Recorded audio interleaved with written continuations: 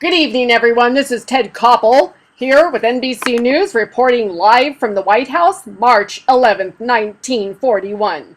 Today we talked to President Roosevelt about the signing of the Lend-Lease Act.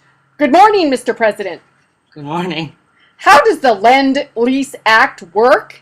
The Lend-Lease Act will allow the U.S. to send military aid to all the countries against the Axis power, and it is important that we help other countries so that we might help end the war. We will lend supplies to the British, deferring payment. When a payment eventually takes place, the emphasis would not be on payment in dollars. Instead, payment will primarily take the form of a consideration granted by Britain to the United States. Why is that important, Mr. President? The importance of the Lend-Lease Act is to send aid to the countries that are struggling to defend off the Axis power. Well, if you could compare the Lend-Lease Act to anything, how would you compare it? The Lend-Lease Act is like being a good neighbor. So imagine your neighbor's house is on fire and they run outside and start shouting over your fence, "My house is on fire. Can I use your garden hose to put out the fire?" And being a good neighbor, you would let them use your garden hose. And when they are done, they will return it.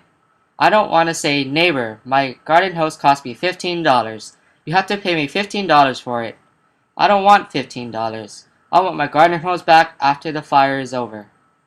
What did you get in compensation for the surplus American destroyers? We gave 50 surplus American destroyers to the Royal Navy and the Royal Canadian Navy in exchange for rent-free 99-year lease on various military installations. What was your motive for proposing the Lend-Lease Act, Mr. President? My true motivation was not altruism or disinterested generosity. Rather, Lend-Lease was designed to serve Americans' interest in defeating Nazi Germany without entering the war until the American military and public was prepared to fight. Well, I want to thank you very much, Mr. President. Good night.